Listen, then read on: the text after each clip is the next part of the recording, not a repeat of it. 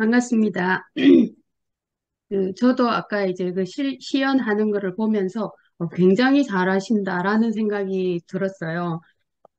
지금 또 이제 소그룹 나눔 하시고 난 다음 이제 느낌을 이제 나눠 주셨는데 잘 들었습니다. 근데 제가 드리고 싶은 말씀은 지금 잘 못하셔도 어, 지금 이제 좀 한 개 더 안 것이 어, 도움이 되셨으면 좋겠고 그것으로 나 자신을 또 판단하는 거 제목이 하나 더 생기지 않았으면 좋겠습니다. 그래서 어, 잘하는 사람과 나를 비교하기보다는 어제의 나와 오늘의 나를 비교해서 조금이라도 좋아지고 거기에 대한 내가 이렇게 하고 있구나 하는 자각이 조금이라도 생기시면 그것이 이제 변화의 시작이니까 스스로를 격려하는 그런 조건으로 사용을 하시면 좋겠습니다. 오늘은 건강한 부모 행복한 가정이라는 제목으로 여러분을 뵙게 되었는데요. 원래 4강이었는데 이제 일정을 바꿔서 이제 3일째 하게 되어서 혹시나 헷갈리실까 봐 그냥 4강으로 그냥 그대로 유지했습니다. 제목을. 음, 제가 그 뭐라 그럴까? 토론토에 이제 2016년도에 왔는데 그 이듬해부터 제가 그 이제 백야드에 없던 텃밭을 이제 제가 일구기 시작을 했어요. 그래서 다 잔디로 이제 있었는데 그냥 소일 삼아 한 고랑을 이제 잔디를 걷어내고 씨앗을 구해가지고 거기에 이제 어, 나름의 적절한 토양을 이제 만들어서 물도 주고 그다음 비료 뭐 이제 뭐 닭똥, 소똥 이런 거 주면서 물을 주고 이렇게 꾸준히 그것을 보살피면서 기다렸어요. 제가 뿌린 씨앗은 열무였는데 제가 이제 처음으로 태어나서 처음으로 제가 이제 스스로 이제 씨를 뿌리고 한번 걷어봤는데 그 싹이 나고 자라는 모습이 너무너무 이뻐가지고, 제가 먹지를 못하고 가을까지 그거를 뒀어요. 계속 보면서. 그랬더니 그게 달랑무처럼 그 뿌리가 커지더라고요. 그러면서, 이게 이렇게 해서 참, 그러니까 한 생명이 씨앗이 이렇게 자라서 이렇게 거둘 수가 있어지는구나 하는 그런 경험을 했는데, 어, 이제 예전 어른들이 우리 자식들, 우리 교육을 하는 걸 보면서 자식 농사 잘 지었네. 이런 표현들을 간혹 하셨죠.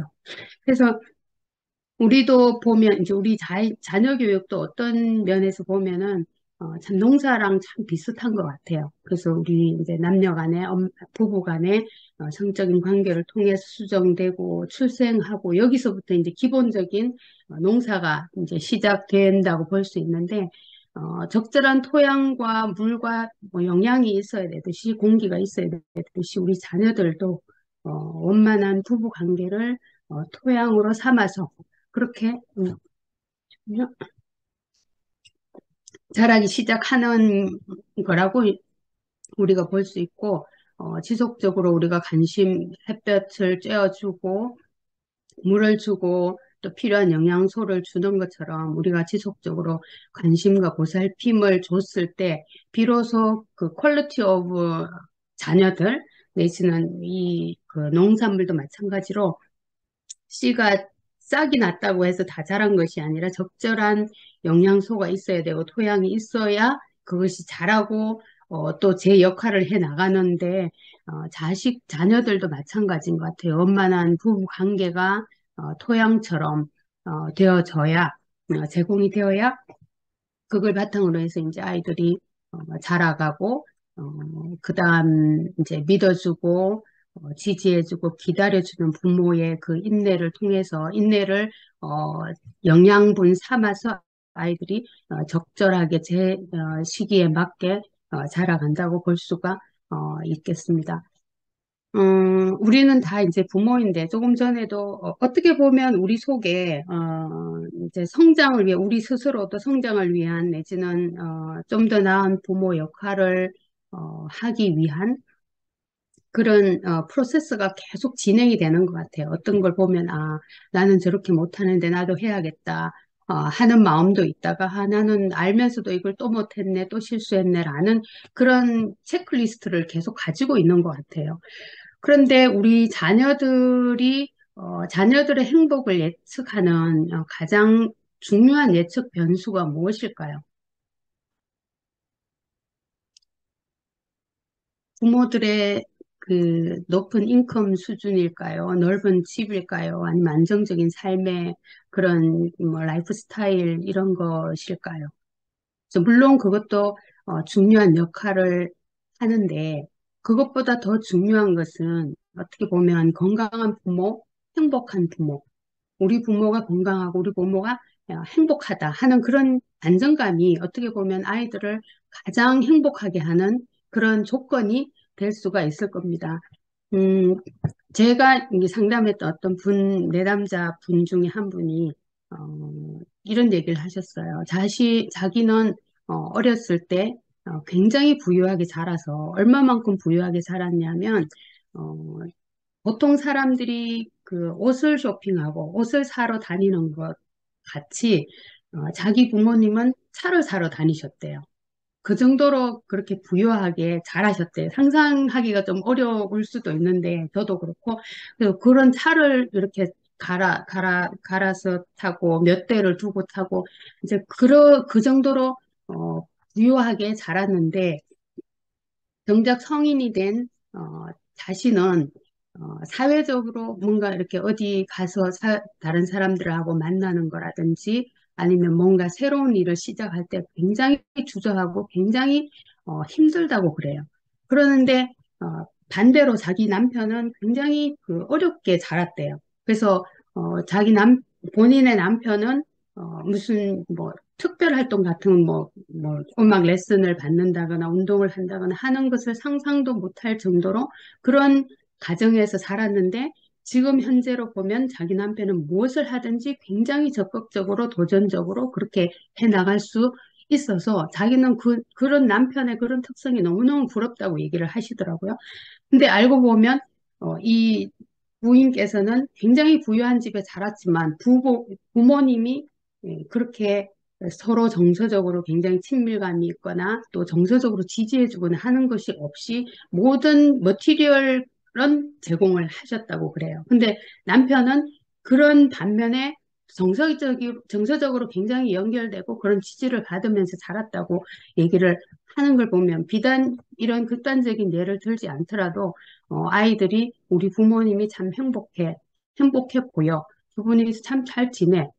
내지는 부모님이 뭔가 철학이 있어서 이렇게 흔들리지 않고 든든하게 내가 필요할 때 가서 언제든지 도움을 요청할 수 있고 내가 힘들 때 가서 기댈 수 있고 또 쉬어갈 수 있고 하는 존재다라는 느낌을 가질 수가 있다면 그것보다 더 자녀들에게 큰 좋은 토양, 씨가 자라는 것처럼 좋은 토양 그런 역할을 하는 것이 없을 겁니다. 그래서 이제 자신에게 한번 질문을 해보셨으면 좋겠어요.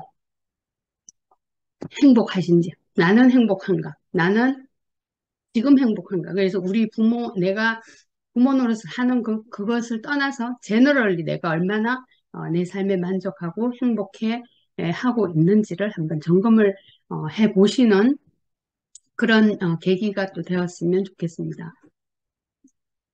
그런데 이제, 우리 아이들이 내가 든든한 그런 정서적인 지지를 제공할 수 있고, 언제든지 와서 기댈 수 있고 하는 그런 존재가 되어줬으면 좋겠다, 나 자신이.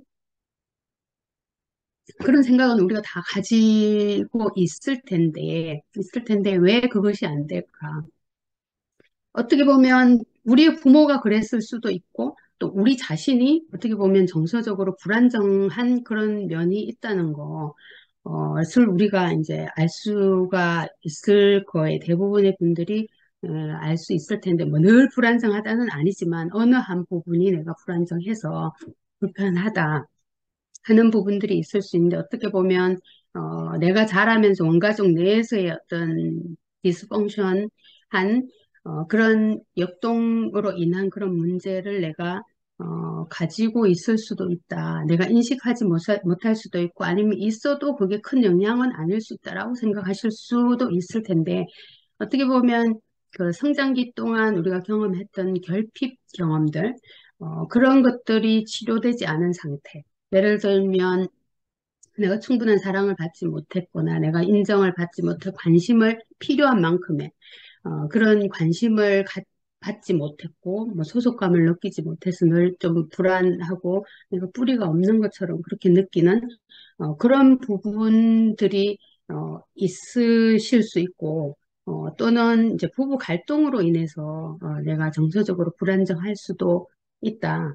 그래서 이런 경우에 보면은 원가족 내에서의 그런 그 역동으로 인한 불안정이 있을 경우에 보면은 늘 뭐 특별한 이유가 없어도 내가 어느 순간 그냥 기분이 쭉 가라앉고 또는 과도하게 불안하고 하는 경우에 자녀들은 보통 보면 거꾸로 역할이 거꾸로 이제 되는 경우가 많아요.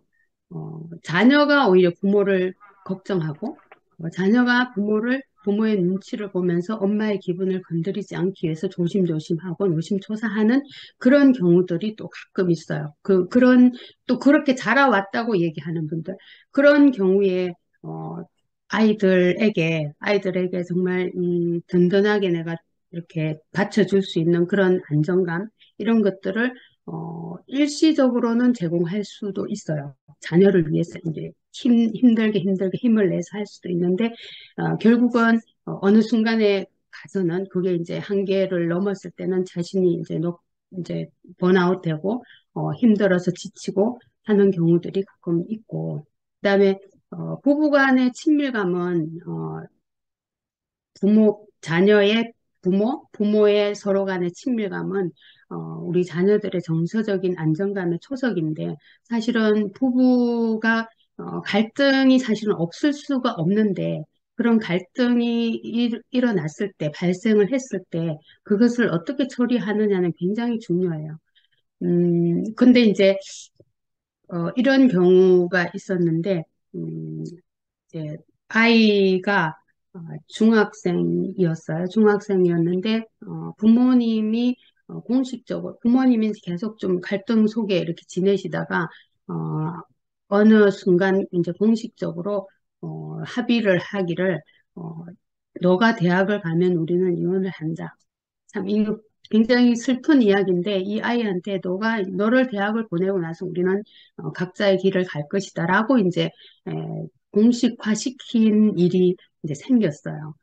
그 뒤로 이제 아이는 그 전부터 아마 그랬겠지만 그 뒤로 이 아이는 그, 그 사이에 살얼음판을 걷는 것 같은 그런 느낌 속에 생활을 하면서 공부도 꽤 잘하는 아이였는데 자신의 생각이나 자신의 감정, 자신의 미래에 대한 커리어나 이런 거 하고 싶어, 나 이런 거 공부하고 싶어 하는 것에 대한 그런 관심이 자연적으로 일어나잖아요. 우리가 이제 계속 이제 2주 동안 이제 아니면 그 전부터 알고 계셨겠지만 이 청소년기를 지나면서 자기에 대한 그런 탐색 기간, 자기 정체성을 확립하려는 그런 그 심리적인 발달 과정 속에 있는데 그런 것들이 일어나는 것을 처리를 할 수가 없어진 거예요. 이걸 누구한테도 드러내놓고 얘기를 할 수가 엄마에게도 아빠에게도. 그래서 그렇게 이제 생활을 하다 보면 이 아이는 참 자신의 자기 자신의 정체성을 개발해 나가는데 초점을 둘 수가 없고 에너지를 쏟을 수가 없어서 굉장히 혼란스러워 하면서 굉장히 힘들어하는 그래서 오히려 상담을 시작을 하면서 그것이 한꺼번에 본물처럼 이렇게 쏟아져 나와서 감당하기가 힘들다 할 정도로 그런 사례가 있었는데 그래서 이 부부 갈등으로 인한 부모의 그 정서적인 불안정은 아이들에게 굉장히 부정적인 영향을 끼칩니다. 그래서 이 부분에 이제 부모인 나 자신이 정서적으로 얼마나 안정되어 있느냐, 그리고 내가 얼마나 어, 행복하냐, 나 스스로에게 나의 삶을 삶에 대해서 만족하느냐는 아이에게 굉장히 중요한, 굉장히 큰 영향을 미치기 때문에 스스로 이렇게 살펴보시고 이것을 개선할 수 있는 방법을 찾으시는 것을 권합니다. 어, 그런데 그래서 이제 혹자가 이렇게 얘기하는 게 참 공감이 돼서 제가 따왔는데요. 아이에게 가장 큰 선물, 아버지가 아이에게 줄 수 있는 가장 큰 선물은 그 아이의 어머니를 사랑하는 것이다. 그래서 아들은 나의 어머니를 사랑하는 아버지를 보고 자신의 아내를 어떻게 대해야 되는지를 배우고, 딸은 어, 자신을 어떻게 대해주는 사람을 만나야 하는지, 배우자로 만나야 하는지를 배운다고 합니다. 반대로 어머니가 아이에게 가장 줄 수 있는 가장 큰 선물은 그 아이의 아버지를 존중하는 거, 존경하는 거. 그래서 아들은 자신을 어떻게 대해주는 사람을 배우자로 만나야 하는지를 배우고, 어머니를 통해서, 딸은 자신을 어떻게 대해야, 자신의 남편을 어떻게 대해야 되는지를 배운다고 합니다. 그래서, 나 자신의 행복, 이것은 어떻게 보면 이제, 이기적인 부모의 행복감이 아니라, 한 사람으로서 내가 얼마나 내 삶에 만족해하고 행복함을 느끼느냐, 이것을 이야기하는 겁니다. 그래서 행복함을 어, 느끼는 조건을 살펴보면 내가 누구인지를 분명하게 아는 것. 그래서 자아정체성이라는 것은 청소년 시기에 탐색을 시작하지만 아마도 죽을 때까지 우리는 이것을 계속 탐색해야 될 수도 있을 것 같아요. 그래서 나는 이런 사람이야, 저런 사람이야 하는 것이 한 번 내가 그걸 발견했다고 해서 그게 고정된 것이 아닌 삶이 이렇게 이어지면서 삶의 발달 단계를 통해서 조금씩 바뀔 수 있고 그래서 늘 거기에 대한 관심사. 나는 어떤 존재이지? 나의 관심사는 무엇이고, 나의 잠재력은 무엇이고, 내가 삶에서 가치를 두는 것은 무엇일까? 무엇이다. 라는 것을 아는 것.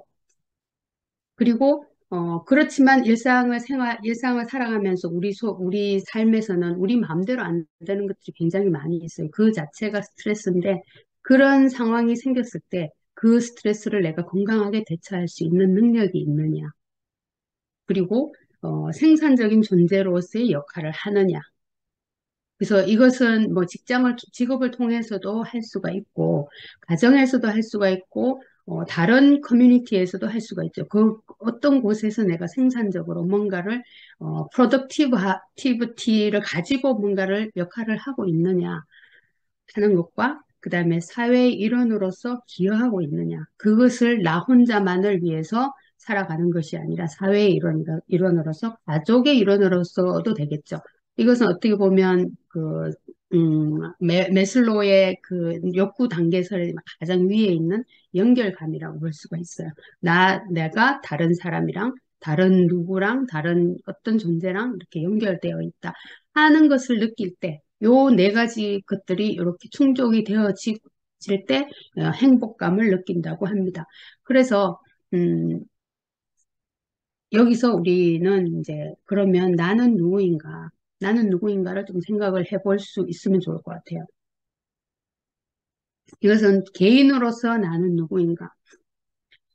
보통 나는 누구인가라고 질문을 던지면 보통 이제 직업을 이야기하신다든지 자신의 역할을 이야기하신다든지 그것으로 이제 많이들 표현을 하시는데 그렇다고 보면 그런 사고 속에 우리가 이렇게 틀 속에 이렇게 살아왔기 때문에 어떻게 보면 여기선 조금 다르지만 한국 같은 경우에는 이 리타이어를 할 때 리타이어먼트를 하고 나서는 나의 직함이 없어지고 어디서 일하든 직함이 없어지고 역할이 없어져서 그러면 내 삶은 무엇인가라는 굉장한 혼란 속에 빠지기도 합니다. 그래서 여기서 나는 누구인가에 대한 답을 찾는 것은 그런 직업이나 무슨 역할, 사회적인 어떤 지위나 역할이 아니라 한 리빙 빙의 존재로서 한 살아있는 존재로서 나는 어떤 존재인가를 생각을 해보는 거. 그래서 그 답이 지금 떠오르면 더 좋고 지금 떠오르지 않더라도 그것을 계속적으로 하나의 질문으로 화두로 내가 가지는 거. 그래서 나는 어떤 존재이지? 어떻게 보면 이런 질문을 할 여유조차도 없이 우리가 살 때가 많이 있죠. 일상이 바쁘고, 또 아이들이 어린 경우 아이들을 돌봐야 되고, 여기서는 또 도시락도 싸고, 또 뭔가 챙길 것들이 너무 많아서 그런 질문 자체를 잊어버릴 수도 있는데, 답을 못 찾더라도 이 질문을 계속 하는 것은 굉장히 소중하다고 생각을 합니다. 자기 정체성을 개발하는 데 있어서. 그래서, 음, 아까 이제 왜 남의 아이한테는 그렇게 할 수 있는데 우리 아이한테는 안 될까라는 말씀을 이제 하셨는데 어떻게 보면 우리 모두의 이제 질문일 수도 있을 것 같아요. 근데 어떻게 보면 또, 그것을, 한 직선상에서 한번 본다면 우리 자신의 출생 시점이 있었고 또 우리 자신의 유년기가 있었고 청년기가 있었고 결혼을 했고 그래서 이제 아이를 낳았어요. 그렇죠? 장년기에. 여기서부터 이제 자녀의 출생이 시작되는 거. 자녀의 출생, 유년기, 청년기. 그다음에 요것이 우리의 장년기라면 이후에 이제 아이들이 다 독립하고 한참 지나서 이제 우리는 노년기로 들어가서 어느 순간에 우리 생명이 이 땅에서의 생명이 맞춰질 텐데 이런 직선상에서 출생부터 사망까지로 이렇게 에, 눈앞에 놓고 나는 지금 여기를 가고 있어. 그래서 나는 지금 어떻게 보면 내가 부모 노릇 하느라고 내 인생을 생각할 여유조차도 없고 아이들하고의 여러 가지 갈등 상황들 아니면 아이들을 도와주는 데 있어서의 한계 상황들 이런 것들 때문에 나는 거의 없는 이런 인생을 살아갈 수도 있죠. 그런데 어쨌거나 우리는 이런 그 수직선 상에서 나는 출생해서 지금 장년기에 접어들어서 이렇게 지내고 있다는 거. 그래서 다음에는 이런 스테이지가 나에게 올 것이라는 거. 그러면 나는 여기서 여기 결혼까지 아이를 낳기 전까지는 내가 어떤 가치관으로 이렇게 어떤 그 콜링으로 살아왔는지 또 이후에 아이들이 영원히 나하고 있지 않을 것이고 아이들은 장성하여서 독립할 것이고 그 이후의 나의 삶은 어떤 콜링으로 내가 살아갈 것인지를 좀 생각을 하는 거, 내 인생의 전체적으로. 그래서 이 잠시간 아이들하고 함께 있는 동안 내가 모습의 삶을 아이들에게 보여줄 것이며 또 어떤 삶에서의 그 필요한 기술들을 어떻게 아이들에게 전수해 나갈 것인지 이렇게 해서 좀 떼놓고 생각을 해보실 수 있으면 좀 더 객관적으로 옆집 아이인 것처럼 이렇게 대하려고 노력하시는 것이 좀 더 잘 될 수도 있을 것 같아요. 그리고 이제 그거는 이제 개인으로서의 나의 정체성을 한번 생각을 해보시고 나의 인생에 있어서의 나의 콜링은 무엇일까? 그게 이제 뭐 나름 내 인생의 의미, 내 인생의 뭐 소명 그런 그 관점으로 한번 살펴보셨다면 이제는 이제 부모로서 나는 어떤 사람인가? 부모로서 내 인생이 있고, 그 다음에 나의 개인적인 출생부터 사망까지 내 인생이 있고, 어느 순간 나는 부모가 되었죠. 그래서 부모의 역할을 해 나가는데, 그러면 이 부모의 역할이 내 인생에서 어느 정도의 비율을 차지하는가? 그 비율이, 고정된 거는 아니겠죠. 임신부터 시작해서 아이를 낳고, 한참 자라고, 지금 이제 청소년기를 바라보고 있을 텐데, 아니면 좀 더 자란 아이들이 있을 텐데, 그러면 내 인생이 이 부모 역할로 이렇게 채워지는 그 비율, 레이쇼가 어느 정도인지, 지금 현재는, 그리고 앞으로는 어떤 정도로 이렇게 예측이 될 것인지를 한번 생각을 해본다면, 어떻게 보면 이제 자녀 교육이 지금 현재 내 인생의 거의 대부분을 차지한다라고 하시는 분은 자칫하다가는 아마도 이제 과도한 관여를 하고 계실 가능성도 있지 않을까. 그래서 과도한 관여라고 하면 이제 에, 조금 있다가 이제 그 자녀 양육 스타일을 다시 얘기를 하겠지만 과도한 관여를 할 경우에는 내가 불안해서 그럴 수도 있고, 또 그렇게 함으로써 불안할 수도 있고, 그다음에 내가 원하는데 과도한 관여를 하면서 내가 원하는 결과가 만들어지지 않을 때는 거기에 대해서 내가 분노할 수도 있고, 또는 아이들이 이제 다 자라서 독립하겠다. 그게 뭐 16살 살 때 독립할 수도 있고, 나중에 결혼하고 독립할 수도 있고, 그 중간일 수도 있지만 아이들이 다 떠나고 나서 허탈감 내지는 빈둥지 정분이라 그러죠. 이런 것들을 경험하실 수도 있을 거다라고 볼 수가 있죠. 대신 반대로 내 인생에서 부모의 역할 부분은 아주 지극히 작은 영역 레시오 정도다, 펄션 정도다라고 하시는 경우라면 어떻게 보면 무관심하고 방임적으로 아이들을 키우고 있지 않을까. 그렇다면 오히려 그것이 이제 아이들에게 적절한 케어가 안 주어져서 더 이제 부적응적인 그런 성장을 초래할 수도 있을 것 같아요. 여기 계신 분들은 아마도 무관심하거나 방임의 스타일은 없으실 것 같은데 이것이 얼마만큼 내가 내 인생과 내가 부모로서의 역할을 하는 폴션이 얼마만큼 잘 밸런스를 맞추고 있냐를 보실 때 내가 우리 아이의 그 자율성 내지는 유능감 또 연결성을 추구하는 그런 경향 또는 다른 말로 자아 실현하려고 하는 경향성 성장 욕구를 내가 저해하고 있는지 아니면 그것을 적절하게 돕고 있는지 그것을 가지고 볼 수가 있겠죠. 아이들이 이제 아까 이제 주로 이제 말씀하신 게 아이들의 얘기를 들어주려고 노력하지만 속으로 답답함이 올라오고 도대체 이렇게 하면 될 텐데 엉뚱하게 해가지고 저렇게 말도 안 되게 저런 소리를 하고 있네 하는 마음이 또 오르는 거 그런 것들 어떻게 보면 이제 뭔가를 하면서 실수하면서 배우는 것이 이 아이들이 해야 할 만한 일이잖아요. 이제 거꾸로 생각을 해보면 우리가 어렸을 때 뭔가를 내가 고민하고 어쩌고 하고 있을 때 우리 부모님이 나한테 내 얘기 공감 안 해주고 너 이렇게 해라 저렇게 해라 할 때 우리가 듣기 싫은 것처럼 우리 아이들도 그런 표현을 하고 있을 수도 있어요. 그 말은 쉽게 말하면 아이들의 자율성을 저해하고 있는 거예요. 그래서 내가 말해줘서 똑바른 길을 갈 수는 있지만 얘가 이렇게 하면서 자기 스스로 체험하면서 배울 수 있는 기회를 내가 박탈하는 거일 수도 있거든요.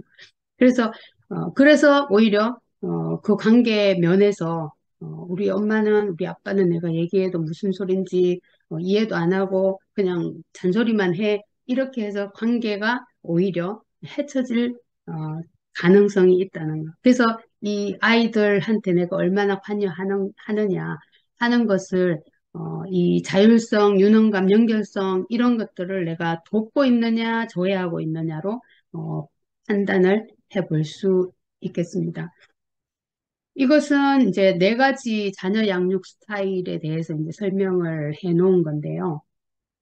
기준은 애정의 정도, 통제의 정도를 가지고 이제 네 가지로 나눠 놨는데, 통제가 높은 내가 이 아이들을 out of control 하지 않고 내가 under the control로 내가 하고 싶어서 나타나는 유형이 권위적인 유형, 독재적인 유형이라고 볼 수가 있죠. 권위적인 유형은 다른 말로는 민주적인 유형이라고 표현할 수 있는데 애정적이고 아이들의 필요나 아이들의 그 요구에 대해서 반응도 하고 무관심하지 않고 그렇지만 일관성 있는 논리적인 훈육을 하는 거.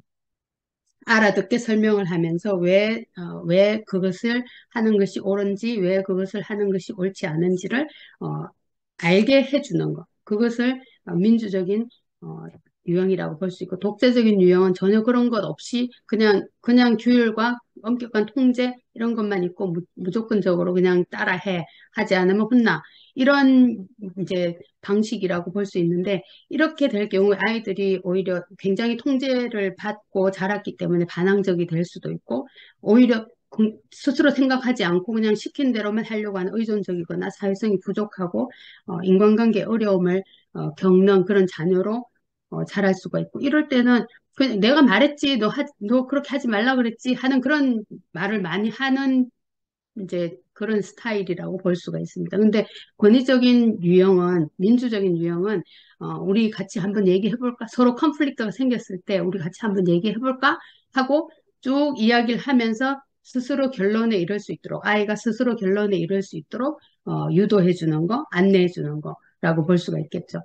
근데 이제 통제는 없는데, 통제는 약한데, 애정이 있느냐 없느냐를 보면, 방임적인 유형은 그냥 거의 뭐 애정도 없고, 엄격하지도 않고, 무관심하고, 그냥 너 알아서 해라는 그런 스타일이고, 효용적인 유형은 애정은 굉장히 있고, 애정적이고, 반응적이고, 한데, 훈육을 거의 안 하는 경우.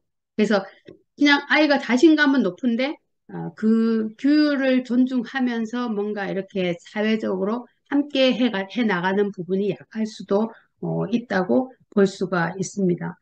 그래서 이런 이제 네 가지 유형으로 이렇게 나누었는데, 어떻게 보면 이제 이렇게 왔다 갔다 나 자신이 왔다 갔다 할 수도 있고, 음, 한 군데 이렇게 딱 그 고정된 스타일이 아니라고도 할 수 있는데 주로 어느 쪽인지 여기서 가장 이상적인 그런 자녀 양육 스타일은 이 권위가 있으면서 애정도 있는 이런 유형이라고 볼 수가 있겠죠.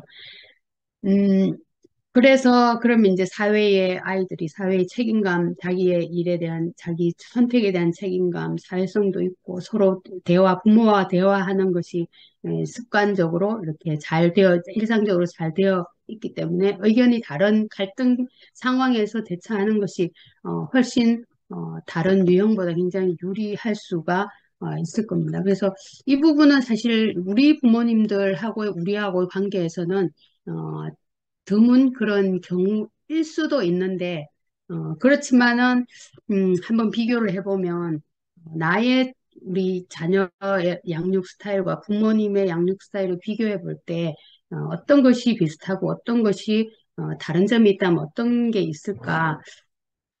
유사한 점을 보면은요, 유사한 점은 이제, 이거 너무 우리 부모님이 나한테 이렇게 해주셔서 너무너무 고마워서 나도 우리 아이한테 이렇게 해줄래 하는, 어, 스타일이 있고, 하는 분이 있고, 또 다른 부류는, 무의식적으로 그걸 테이크하는 거예요. 부모님이 나한테 한 거.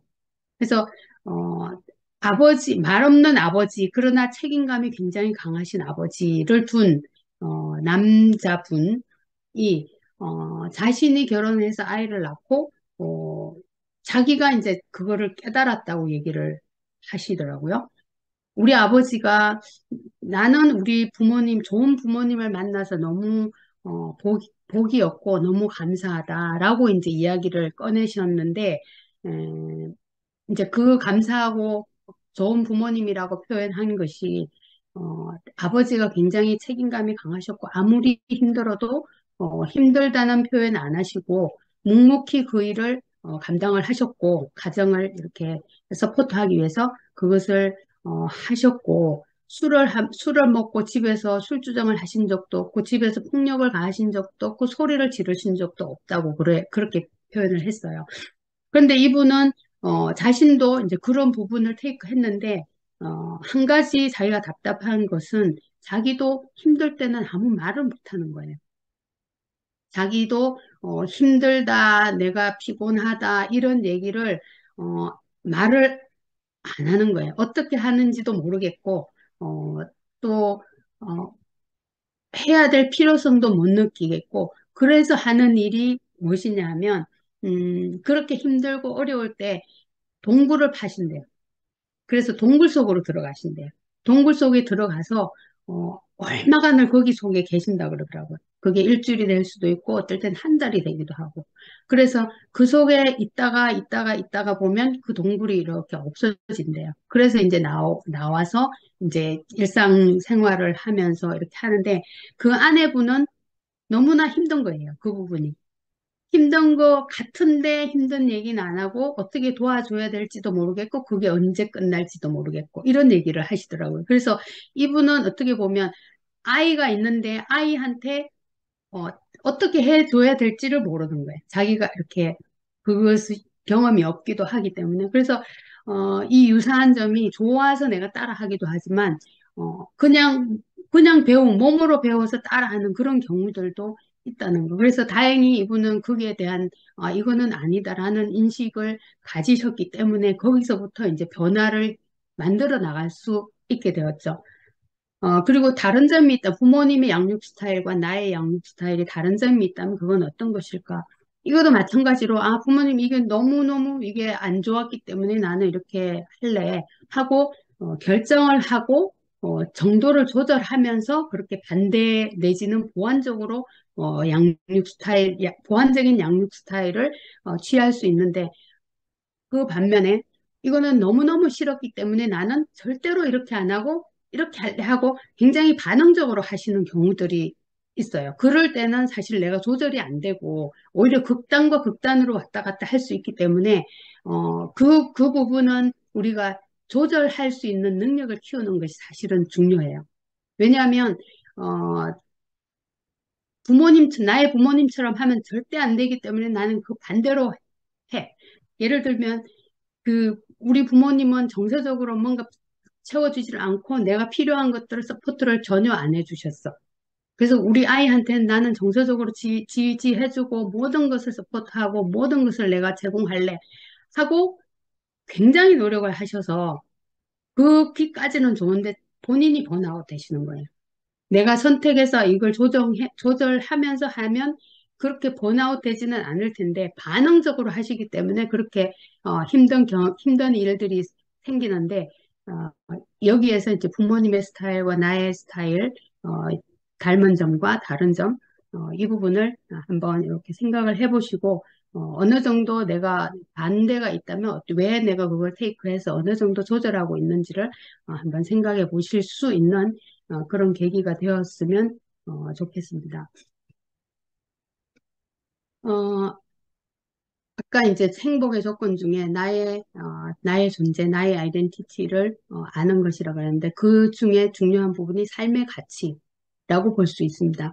그래서 내가 무엇을 위해서 지금까지 무엇을 추구하면서 살아왔는지 또 무엇을 추구하면서 살고 있는지, 또 앞으로는 무엇을 추구하면서 살 것인지를 생각해보고, 이것이 나 개인의 삶의 영역이기도 하고, 또 이제 자녀와의 관계에서 나는 어떤 것을 추구하면서 살 것인가 하는 것을 생각해보는 것은 굉장히 중요합니다. 이 삶의 가치라고 하는 것은 떻게 보면 나침반이라고 할 수가 있어요. 우리가 조난을 당했거나 뭐 GPS가 전혀 안 되는 그런 상황이 된다면 나침반이 사실은 우리의 그 이정표가 되겠죠.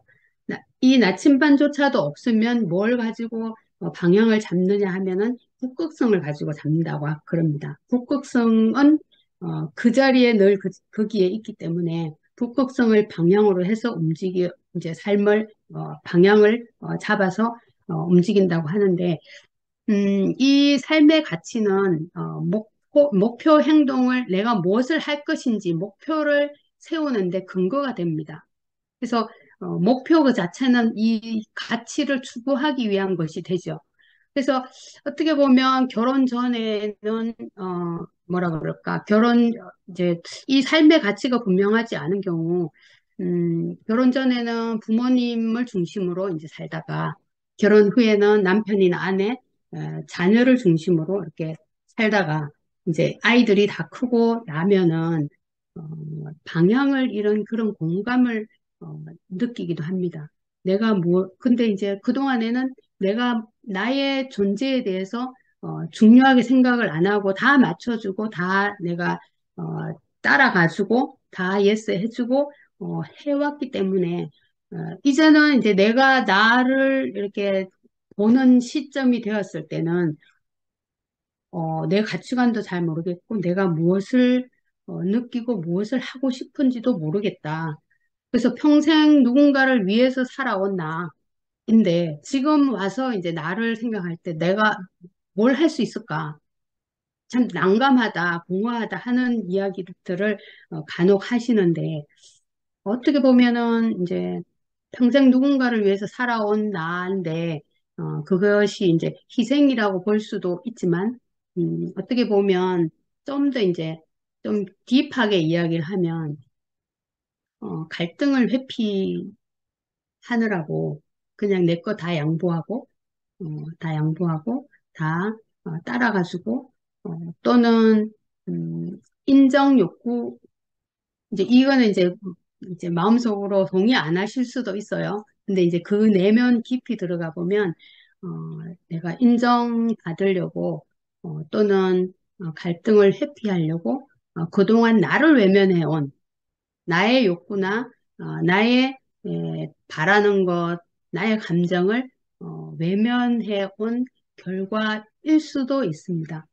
그래서, 어, 이 자녀를 양육하는 그 동안에도 자신을 알아차리고 자신을 돌보는 것을 같이 하셔야 내가 행복하고 또 내 그 행복을 힘삼아서 내가 자녀를 위해서 뭔가 하고 싶고 뭔가 해주고 싶고 할 때 온전한 마음으로 하는 거 그러면 이제 같이 성장하는 게 되겠죠. 같이 살아가는 거.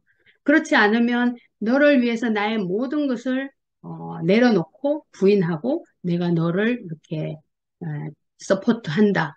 이러면은 이제 어느 순간까지는 아니면 아이가 독립할 때까지는 가능할 수 있겠죠.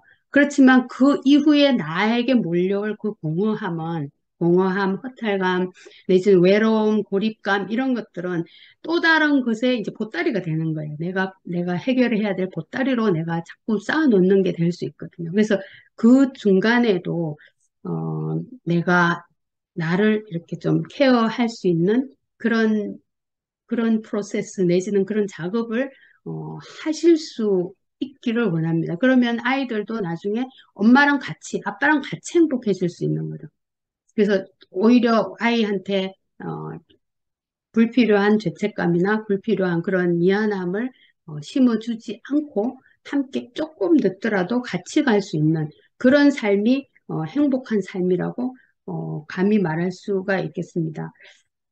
그래서 이 부모 역할에 있어서의 삶의 가치는 나는 어디에다가 삶의 가치를 두느냐. 어, 뭐 예를 들면 자녀의 성공과 행복에 내가 가치를 둔다. 거기에 가치를 둔다. 그러면 그 가치를 기본으로 해서 목표들이 생긴다면, 목표들을 세운다 그랬죠. 세울 수 있다 그랬죠. 그럼 좋은 성적을 받고 좋은 학교를 가야 돼. 좋은 직업을 가져야 돼. 이런 목표가 이제 생겨지겠죠. 왜냐하면 너가 성공하고 행복하기를 내가 가장 최고의 가치로 둬. 그러면 이렇게 되고, 그럼 좋은 성적을 얻으려면 어떻게 해야 되고, 좋은 직업을 가지려면 어떻게 해야 되고, 이게 나오죠. 며칠 전에 제가 저 넷플릭스에서 뭐 나쁜 엄마 이런 드라마가 있더라고요. 거기 봤는데 그 엄마는 아이 이제 유복자를 키우면서 어, 남편의 복수를 이제 위해서 이 아이를 아이한테 굉장히 푸시를 많이 하는 거예요. 그 어떻게 보면 이 엄마의 이 자녀 부모로서의 가치, 삶의 가치는 그 페어니스를 추구하는 거. 남편이 억울하게 너네 아빠가 억울하게 죽었으니까 너는 어, 무슨 수를 쓰더라도 너가 공부를 열심히 해서 무슨 수를 쓰더라도 검사가 돼서 이걸 밝혀라. 이거를 이제 아이한테 계속 이제 주는 거예요. 그래서 전략은 당연히 좋은 성적 좋은 학교죠. 그래서 그 세부 전략은 밥을 배불리 먹지 마. 배부르면 잠아. 이건 거예요. 배부르면 잠아. 집에서 테스트를 해가지고 오답이 나와. 그럼 오답 나온 거 100번 써. 이렇게 해서 이제 아이를 이렇게 어, 그 자기의 삶의 가치로 그렇게 푸시를 하는 것이 이제 스토리 중에 하나 나왔는데 그래서 결국은 아이는 내가 왜 이렇게 해야 되는지도 모르고 이제 그렇게 살다가 이제 나중에 또 다른 일들이 막 벌어지는데 그런 이제 자녀의 성공과 행복을 내가 최고의 가치로 둔다면 이런 식의 뭔가 좋은 성적, 좋은 학교 막 이렇게 되겠죠? 그러면 이제 절대 나쁜 성적 받는 거는 허용이 안 돼. 어떻게든 좋은 성적을 받아야 돼. 이렇게 이제 그런 전략들을 세워서 아이하고의 이제 뭐 합의가 되면 또 잘 나갈 수도 있지만 그렇지 않을 경우에는 관계가 희생된다든지 이런 일들이 벌어질 수가 있겠죠. 대신 예를 들면 내가 나의 그 가치는 서로 간에 이해하고 사랑하는 사랑이다. 사랑의 관계다. 가족으로서 사랑의 관계, 또 다른 사람을 사랑하는 사람으로 키우고 이제 컸으면 좋겠다라는 가치를 가진다면, 그러면 다른 사람하고 뭔가 의견이 달라졌을 때 서로 이해하려고 애쓰고 경청하고, 그다음에 화가 났을 때 어떻게 조절하고, 여기에 좀 더 초점을 두는 그런 전략들이 생겨지겠어. 그러면은 어떻게 보면 이제 집에서도 갈등이 일어나는 순간이 배움의 기회가 되겠죠. 그래서 여기서 집에서 이렇게 서로 갈등이 일어나는 거, 이거는 인간 사이에 언제든지 일어날 수 있는 의견의 차이야. 그리고 감정이 이렇게 올라오는 거야. 그러면 여기서 우리가 어떻게 해결하면 좋을까 하고, 이제 아이하고 내가 가르쳐야 된다라기보단 내가 그것을 실천하면서 아이에게 배우게 하는 그런 기회를 제공할 수가 있겠죠.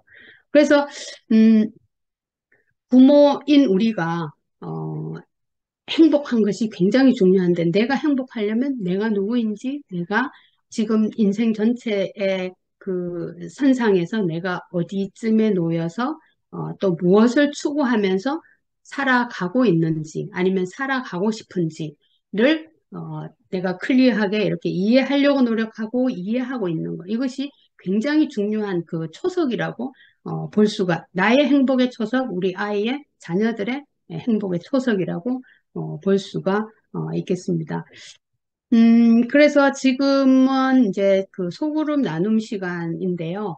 제가 이제 삶의 만족도 검사를 그 첨부를 해드렸는데, 5가지 이제 질문으로 돼 있는데, 나눈 시간이 짧아서 아마도 그걸 다 이렇게 짧은 거지만 이렇게 해서 뭐 합산하고 또 이렇게 하기 조금 어려우실 수도 있는데, 전체적으로 그냥 한번 문제를 쭉 보시고 본인의 만족 정도를 이렇게 생각해 보시고, 거기에서 내가 삶의 만족도를 조금 더 높이고 싶다. 높이려면 나한테 무엇이 필요할까를 생각하시고, 주로 이제 두 번째 질문에 초점을 두시고 그룹 토의를 좀 해주시면 좋을 것 같아요.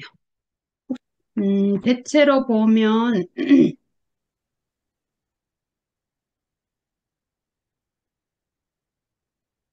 많은 경우에, 뭐라 그럴까, 지금 이제, 실질적인, 그런 것들도, 내 삶의, 이제 만족도를 높이기 위해서 필요한 것들도 있을 수 있지만, 관계적인 면을 생각을 할 때, 어, 뭐라 그럴까, 내가 그때 굳이 그렇게 반응하지 않았어도 될 텐데 내가 조금 더 참을 걸 그랬나? 조금 더 기다릴 걸 그랬나?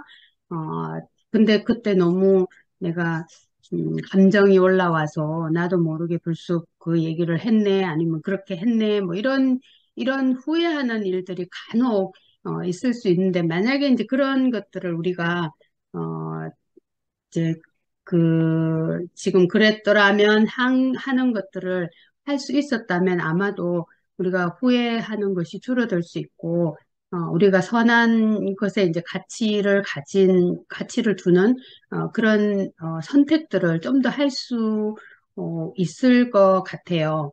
어, 그래서 이제 아까 내가 추구하고자 하는 가치가 있는데도 불구하고 때로는 그 가치를 추구하는 행동을 하지 못하는 거. 내가 우리 아이와 잘 지내고 싶은데 아이의 엉뚱한 소리를 듣다 보면은 내가 화가 나서 그냥 바로 끼어들어서 답답해서 끼어들어가지고 내가 뭐 조언을 하다가 아이고 그냥 됐어 하고 애가 가버린다든지 이런 일들, 그런 소소한 일들도 어떻게 보면 조금 이제 아이들이 좀 벽을 갖게 하는 그런 일이 될 수가 있겠죠. 그래서 그런 것들을 내가 조절할 수 있고, 말하자면 그것이 스트레스죠. 스트레스를 내가 조절할 수 있다면, 좀 더 내 삶이 관계적으로나 내 삶의 만족도가 높아질 수 있을 거다라는 얘기들을 종종 듣습니다. 어떻게 보면 이제 특히 10대 아이들하고의 그 주된 갈등 요인은 아이들이 자율적인 것들을 이렇게 추구해 나가는 것에 대한 그 부모님들의 반응 내지는 그것을 몰라서 아니면 알면서도 잘 수용이 안 돼서 어, 이제 생기는 그런 갈등들이 많다고 볼 수가 있는데 그 부분은 이제 그 발달적인 심리 사회적인 발달 단계적인 그런 특성들을 좀 더 이해를 하고 어, 이제 아이들하고 이렇게 갈등 상황이 됐을 때 조절해 나갈 수 있는 그런 좀 저력을 키우시는 거, 기술을 좀 개발하시는 것이 예, 좋을 것 같고, 어쨌거나 부부 관계라든지 바쁜 일상의 여러 가지 이슈들, 그다음 감정 이런 것들이 우리의 이제 그 스트레스 요인이 될 수 있는데, 그렇다면 이제 스트레스 모델을 한번 살펴보면은요, 심리학에서는 이제 그 생각과 감정, 행동은 굉장히 밀접한 관계가 있다고 정의를 하고요. 그 관계성에 대해서.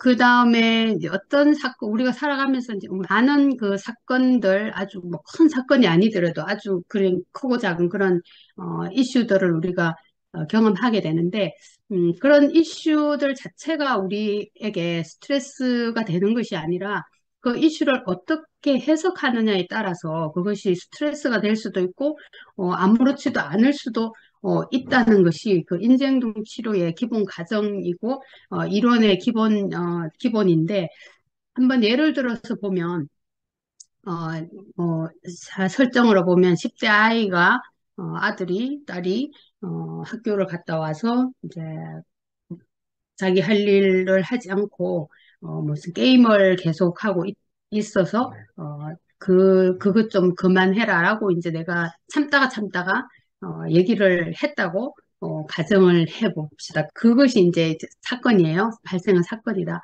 근데 그 사건 그랬는데 이제 이 아이가 거기에 대고 소리를 버럭 지르면서 잔소리 좀 그만해라 하고 이제 소리를 지르고 또 심했을 경우 이제 막 욕도 하고 그랬다고 이제 가정을 하고 그 사건이 생겼을 때 그것이 사실 우리가 이제 뭐 디자이어블 한 그런 모먼트는 아니잖아요.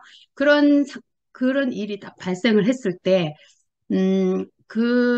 어떤 생각을 하게 될까요? 그 뭐 이제 예를 들면 아 이게 컸다고 대드네 내가 뭐 틀린 소리 한 것도 아닌데라는 생각이 들 수가 있겠죠. 그렇다면 이 생각이 이제 이 생각 말고 다른 생각들이 여러 가지가 났을 텐데 이 생각이 이제 가장 큰 나에게 이제 큰 이제 뭐 핫소트라 그래요. 핫한 생각으로 이제 역할을 하고 있을 때 내 마음속에 하고 있을 때 우리는 어 이런 일이 있어서는 안 되는데 지금 벌어진 거라는 생각이잖아요. 그래서 우리는 막 짜증이 나거나 화가 날 수가 있을 거예요. 그래서 이 짜증나고 화가 나서, 너 이렇게, 엄마한테 이렇게 바로 아빠한테 이런 식으로 너가 이렇게 대드는 거 이거 아주 나쁜 거야. 라고 막 나무라고 야단칠 수도 있겠죠. 이렇게. 야단칠 수도 있고 그러면은 이 상황은 이 A라는 분은 굉장히 화가 나고 짜증나고 막 애하고 싸우게 되는 야단을 막 치게 되는 그런 이제 일로 이렇게 번질 수가 있을 테고 예를 들면 이제 B라는 분 괜히 건드렸다 좀 더 참을 걸 하는 마음 이게 또 이제 더 크게 번지면 어떡하지? 얘가 또 더 심통이 나서 밤새도록 하면 어떡하지 하는 생각이 핫도트가 된 분이 있다면 이분은 아마도 이제 막 오히려 불안하고 걱정하고 후회하고 그래서 행동은 눈치를 살피는 행동을 할 수가 있겠죠. 얘한테 내가 후회하면서 눈치를 살피고 할 수가 있을 테고 또 하나의 예를 들면 학교에서 무슨 일이 있었나? 무슨 일이 있었나? 하는 생각이 핫도트로 떠오른 사람 같은 경우에 이건 무슨 일일까? 얘가 왜 이렇게 반응을 하지? 하는 의아한 느낌, 의아한 그런 감정이 떠오를 수가 있을 테고, 그렇다면 이분은 아마도, 자신을 좀 이렇게 내려놓으려고 애쓰면서 얘가 염려돼서 이제 무슨 일이 있었냐라고 이제 대화를 시도하는, 행동으로 나갈 수가 있겠죠. 그래서 이 자체, 그러니까는, 어, 이 세 번째 초록색의 생각, 무슨 일이 있었나 하는 아이에 대한 그 염려와 의아함이 줄을 이루는 감정과 생각으로 이 마음속에 떠오른 분이라면 아마도 그게 큰 스트레스라기보다는 오히려 대화의 계기가 될 수도 있을 텐데 앞에 같은 경우에 컸다고 되더네 이 생각이 이제 나도 모르게 내 마음에 크게 자리 잡을 경우에는 굉장히 이제 스트레스 상황이 되겠죠, 서로에게. 또 괜히 건드렸네 이 부분도 나에게 내가 후회하면서 걱정하고 불안해하고 앞으로 어떻게 이 상황이 전개될지 하는 그런 스트레스를 경험하게 좀 더 큰 스트레스를 이제 경험하게 될 것인데 이런 스트레스가 이제 발발이 되면 어, 이게 거기에서 그냥 멈추는 것이 아니라 보통 스트레스가 멈춰지면 가장 좋죠. 가장 좋고, 내가 이래서는 안 되고 하고 이제 내 감정을 추스리고 이렇게 넘어가서 잘 해결될 수 있으면 좋은데 그 정도가 심할 경우에 그 반복되었다든지 계속 이런 일들이 이제 어제도 일어나고 오늘도 일어나고 어, 참다가 참았던 거라면 아마도 이제 더 이 스트레스가 심화되는 심리적인 현상들이 마음에 막 이렇게 작동이 될 텐데 그 중에 하나가 본인의 사고가 그것을 보는 그 사건의 현장에 있던 나의 사고가 왜곡될 가능성이 굉장히 커집니다. 그래서 어, 흑백 논리적으로 얘가 이제 완전히 다른 애가 됐네. 예전에 그 말 잘 듣던 애가 아니야. 완전히 다른 애가 돼서 이거를 고쳐주지 않으면 안 돼. 라는 생각을 막 하게 된다든지, 이게 컸다고 나를 우습게 보는 한 막 독심술을 내가 나도 막 모르게 하고 있다든지, 아니면 이 일로 인해서 꼬리에 꼬리를 문 생각들이 계속 일어나서 예를 들면 이 부리장머리 없는 거 이 학교에 가서도 이러면 어떡하지 선생님들한테 밑보이면 나중에 대학 갈 때 추천서 안 써줄 텐데 하는 그런 여러 가지 꼬리에 꼬리를 문 생각들이 계속 일어나거나 또는 지금 내가 이렇게 화가 났고 화가 난 이 감정을 어, 내 스스로 내가 지금 화를 내면 안 돼 하고 막 억압을 하거나 그다음에 지금 감정적으로 이렇게 해서는 문제 해결이 전혀 안 되니까 감정을 일단 빼고 이 사태를 수습하자 하는 감정을 억압하거나 회피 무시하거나 하다가 나중에 폭발하는 일들이 또 있어질 수 있고 감정이 그다음에 행동으로는 누르다가 뭐 그게 터지면 그다음에 폭언을 하거나 폭행을 하거나 소리를 막 지르거나 하는 일들이 있어질 수 있다는 거. 그래서 스트레스가 이렇게 이 말하자면 병리적인 바람직하지 않은 심리적인 현상들을 이렇게 트리거해서 오히려 스트레스가 심해지는 그런 경우들이 사실 우리가 통제가 안 되는 그런 경우들이라고 볼 수가 있습니다. 그래서 이런 것들을 그러면 어떻게 우리가 이런 현상들이 일어날 때 내 마음속에서 막 생각을 계속하고 막 감정을 막 누르려고 막 애를 쓰고 하는 현상들이 내가 자의로 만들어내고 자의로 하는 것이 아니라 자동적으로 일어나는 현상들이거든요. 그래서 이런 현상들이 있을 때 도대체 그러면은 나의 이 스트레스 상황에 대한 반응, 나의 정서적인 반응, 내 신체적인 반응은 어떤 것들인지를 보면은 이런 스트레스가 있을 때는 집중력이 떨어지죠. 집중이 안 되고, 막 무기력해지고, 피곤해지고, 더 불안해지고, 더 우울해지거나, 막 더 분노하게 되거나 하는 것들. 그러면, 그 다음에 이제 뭐 신체적으로는 굉장히 피로해지고, 식욕이 없어지고 밥맛이 없어지고 소화가 안 되고 면역력이 약해서 각종 질병에 취약해지고 대인관계적으로는 이제 뭐 아이하고만 그런 것이 아니라 이제 뭐 아이하고 오해가 생기고 다툼이 생기고 불화가 생기고 그러면 다른 사람들 사실 만나고 싶은 그런 의욕도 안 생기죠. 귀찮아지고 행동적으로는 이런 여러 가지 그런 그 생산성이 떨어지고 뭐 폭력성이 커지고 이 힘든 상황을 어떻게 벗어나려고 하는 그런 그 다른 것을 찾아서 술을 마신다든지 약물을 남용한다든지 이런 행동적인 반응들이 나타납니다. 그래서 이런 것들이 한꺼번에 조금씩 이런 거 저런 거 섞여서 나올 수도 있고 아니면 한 곳에 더 몰려서 있을 수도 있고, 우리가 병원에 가면은 원인을 알 수 없는 여러 가지 증상들이 있을 때, 대체로 스트레스 반응이다, 이렇게 얘기를 하죠. 스트레스 때문에 일어나는 일이다라고 이야기하는데, 그만큼 스트레스는 우리의 우리의 마음뿐만 아니라 우리의 신체에도 굉장히 영향을 많이 미칩니다. 그래서 내가 마음으로는 나 스트레스 없어, 나 괜찮아, 라고 말할 수 있지만, 만약에, 몸이 뭔가 반응을 한다면, 사실은 몸은 있는 그대로 반영을 하는 거기 때문에 몸이 더 정직하다고 우리가 봅니다. 그래서, 어, 알 수 없이 내가 너무 요새 뭐 불면증에 잠을 못 자고, 소화가 안 되고 한다. 그러면, 내가 뭔가 스트레스가 있나 보다. 걱정이 많나? 어떤 일이 내가 너무 염려를 하고 있나 하는 것을 거꾸로 이렇게 되짚어 봐도 아마도 정확할 겁니다. 그래서 그 스트레스 반응, 신체적인 반응은 fight or flight response라 그러는데 이거는 들어보신 분들도 많이 있을 수 있는데 어, 요새 이제 날씨가 좋아서 이제 뭐 이렇게 산책들을 많이 하실 텐데, 숲에서 내가 잃었을 때, 숲에서 길을 잃었는데, 거기서 굉장히 헝그리한 곰을 만났다.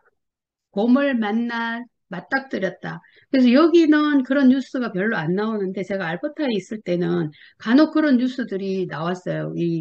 뭐 산에 가서 곰을 만나서 위해를 당했다, 뭐 죽었다, 뭐 이런 뉴스들이 종종 나왔는데 그 상황에 놓여 있을 때 내 몸이 반응하는 반응, 그것이 fight or flight 반응이라고 볼 수가 있어요. 도망을 가거나 아니면 싸워서 이기거나, 이 반응이 내가 도망을 가든지 싸워서 이기든지 내가 의식적으로 이렇게 결정을 하지 않아도 몸은 그 준비를 다 한다는 것, 다 해 있는 그 상태가 스트레스의 신체적인 반응이라고 볼 수가 있어요. 그래서 굉장히 근육에 힘이 가 있죠. 근육에 잔뜩 힘이 가 있어. 그 다음에 소화시키고 할 때는 소화가 잘 되는 거, 마음 편할 때 소화가 잘 되거든요. 소화를 시킬 수가 없어요. 왜냐하면 지금은 소화시키고 할 시간이 아니라 살아남기 위해서 도망을 가든지 싸워야 할 시점으로 내 몸이 준비를 하고 있기 때문에. 그래서 몸에 우리가 자기도 모르게 이 어깨에 굉장히 그 통증이 있다든지 뒷목이 뻐근하다든지 한 분들은 그것이 스트레스 반응이라고 보시면 거의 맞을 겁니다. 왜냐하면 스트레스를 받는 동안에 몸은 긴장을 한다 그랬잖아요. 몸에 힘을 막 주고 있어요. 우리는 그래야 힘을 내서 싸우든지 도망을 가든지 할 거거든요. 그래서 그 긴장이 오래 가면 그게 통증이 되는 거예요. 만성 통증이 되는 거예요. 그리고 소화도 몸이 딱 긴장하고 있기 때문에 위가 편안하게 위 운동을 못 하죠. 그러니까 소화 불량이 걸리는 거예요. 그래서 그것이 이제 자기가 타고난 그런 취약성이 있는 부위에 나타나는 것. 그래서 여기저기 아프고, 감기도 잘 걸리고 하는 것이 이 스트레스 반응이라고 볼 수가 있습니다. 그러면 이 스트레스를 지금 말씀드렸듯이 이 스트레스 반응은 내가 선택해서 하는 게 아니거든. 그냥 자동적으로 이렇게 나오는 건데, 이 스트레스를 어떻게 하면은, 없앨 수 있으면 제일 좋겠죠. 스트레스 근원을. 그렇지만 우리가 살아가면서 스트레스 근원을 다 없애고 살 수는 없어요. 모두가 원하는 거지만. 그래서 이 스트레스를 어떻게 매니징 하느냐가 더 중요하다고 볼 수가 있습니다. 이 스트레스 리덕션에 굉장히 효과가 있는 것 중에 하나가 마인드풀리스라고 한국말로는 마음챙김으로 이제 번역이 되고 있어요. 마음챙김 명상이라고도 해요. 마음챙김 연습을 하면 이 스트레스가 굉장히 줄어들고 그 다음에 다른 여러 가지 심리적인, 신체적인 그 이점이 있다는 것이 70년대 이후로 적극적으로 굉장히 많이 연구가 되고 지금 현재는 적용이 안 되는 분야가 없을 정도로 굉장히 파퓰러한 그런 나름의 스킬이라고도 할 수 있고 나름의 삶의 방식이라고도 할 수 있는데, 잠깐 이 마인드풀니스를 호흡을 초점으로 하는 마인드풀니스 호흡 명상이라고 하는데 연습을 잠깐 했으면 하는데 지금 뭐 다들 계시겠죠? 듣고 계시겠죠? 네. 혹시 마인드풀니스 마음챙김에 대해서 어, 들어보고 또 실제로 훈련을 하고 계신 분이 혹시 계실까요? 들어는 봐서 유튜브를 몇 번 따라한 적은 있어요. 어떠셨어요? 그래서 아, 예, 그때는 좋았던 것 같아요. 그때 긴장이나 뭐 이런 앵자이티 같은 거 있을 때였는데 도움이 많이 됐어요. 네, 감사합니다. 그래서 경험이 있으신 분도 좋고 전혀 안 해보신 분도 괜찮아요. 그래서 지금은 어, 잠깐 한 2, 3분 정도, 한 2, 3분 정도 같이 실습을 하실 수 있으면 좋겠어요. 소그룹 모임 하기 전에 스트레칭을 하기는 했지만, 또 이렇게 계속 모니터 앞에 앉아 계시고 한데, 잠깐, 몸을, 기지개를 잠깐 같이 한번 펴볼까요? 기지개를 한번 쭉 펴시면서,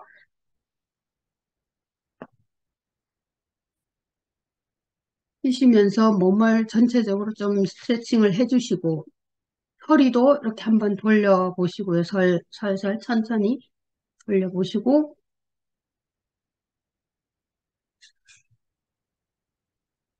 음, 실습을 하기 위한 준비는 이렇게 어깨를 한번 귀에 닿을 정도로 이렇게 한번 올려보세요. 어깨를 이렇게 올렸다가 한번 탁 내려놔 보세요. 어깨를 펴주시는 거예요.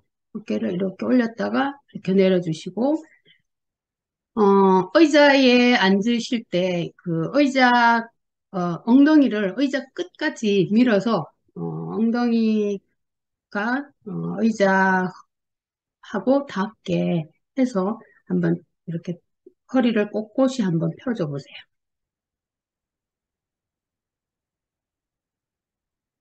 자, 그렇게 하시고, 어, 원하시는 분은 배에 손을 한번 이렇게 대보세요.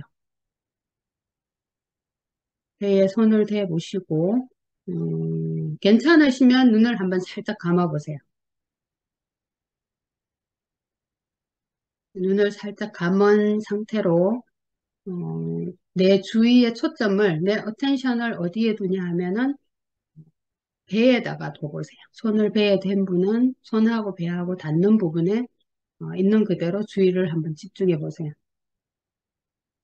자, 그렇게 해서 어, 내가 숨을 들이쉬고 내쉴 때 배가 불룩하게 나왔다가 숨을 내쉴 때 쑥 들어가는 그 느낌에 있는 그대로 한번 집중해 보세요.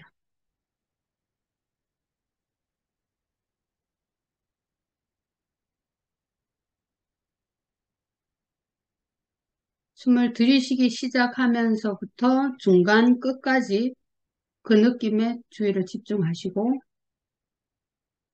잠깐 쉬었다가 다시 숨을 내쉬면서 시작과 중간 끝까지 그 느낌에 한번 집중해 보세요.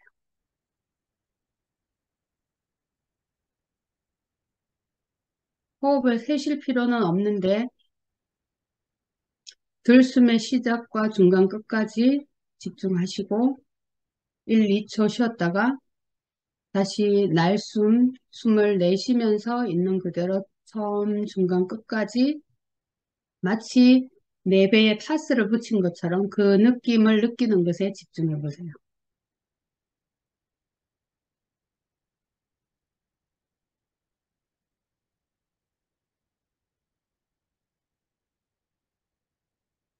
자, 이렇게 집중을 하시면서 아마도 마음속으로 다른 생각이 떠오르실 수 있어요. 이렇게 하는 게 맞나? 이게 뭐지? 왜 내 배가 이렇게 움직이지? 뭐 살이 쪘네? 뭐 이런 각종 생각들이 떠오르실 수 있는데 그것을 알아차려 보세요. 그 의미는 뭐냐면 내 배의 감각을 느끼는 것에 집중하고 있던 내 어텐션이 어떤 생각으로 옮겨간 거예요. 그 옮겨간 거를 알아차리시고 다시 배의 감각을 느끼는 것으로 집중하자 하고 어텐션을 데리고 오세요. 그래서 다시 들숨의 시작과 중간 끝까지 그 사이 잠깐, 그 다음에 날숨의 시작과 중간 끝까지 그 어텐션을 내 배에다가 두려고 한번 노력해 보세요. 근데 그렇게 하면서도 또 다른 생각이 떠오를 수 있는데 어떤 생각이든 괜찮아요. 내 어텐션이 옮겨갔구나 하는 것을 알아차리고 다시 마음을 데리고 오세요. 천천히. 그래서 다시 들숨, 날숨에 있는 그대로 집중해 보세요.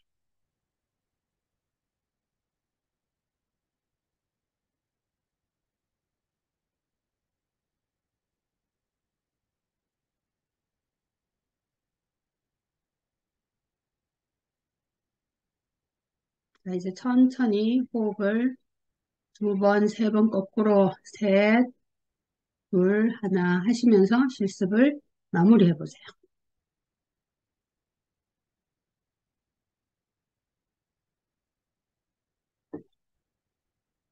네, 수고하셨습니다. 음, 지금 혹시 뭐 느끼시는 거 잠깐 뭐 한두 마디로 한번 쉐어를 해 주실 분 계신가요?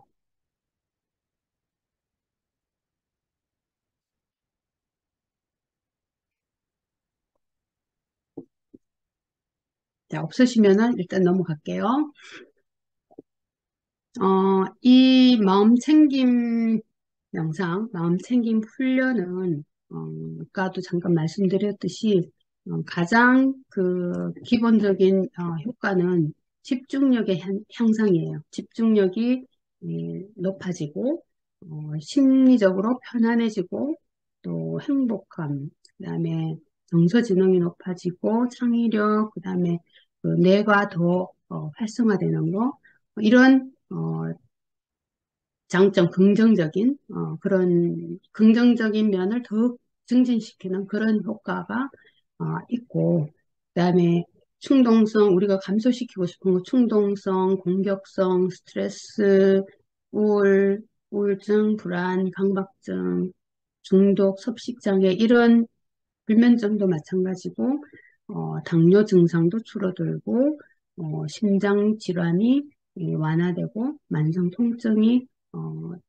약화되고 하는 그런 효과들이, 이거 외에도 굉장히 많은 효과들이 있습니다. 그래서 여기 정리된 거는, 다 이제, 출판된 그런 논문들, 내지는 제가 또 연구했던 그런 결과들을 말씀드리는 거고, 어, 그, 이제 당뇨 증상, 이거는 이제 저, 저 그룹에 제가 운영했던 그룹에 참여했던 분의 이제 그런 경험이었는데 당뇨병 약을 먹기 시작하면서 이제 캘거리에 있을 때 일이었는데 고등학교 이제 가정 선생님이셨어요. 그래서 쿠킹을 하는데 본인이 케이크 이런 걸 되게 좋아하시는 분이라 그런 것도 영향이 있어서 당뇨가 굉장히 높아져가지고 퇴직을 일찍 이제 리타이어를 하고 너무 이 약 먹는 거 이것을 너무 이제 고민을 하시다가 이제 제가 그때 이제 마인드풀니스 그룹을 하고 있었는데 이제 참여를 하셨어요. 이분이 오셔서 이제 처음으로 명상을 이제 배우시면서 어, 본인이 이제 스트레스가 줄어들고 편안해지시니까 워낙 열심히 실습을 하셨어요. 제가 내드린 그 그대로 따라오면서 굉장히 열심히 하시고 그룹 8주 프로그램이었는데 8주 프로그램 끝나고 한 달에 한 번씩 팔로우 그룹을 했었는데 거기도 계속 참여하시면서 본인의 또 팁도 제공 그 그룹을 위해서 제공하실 정도로 굉장히 열심히 하는 분이었는데 이분이 그 얘기를 하시더라고요.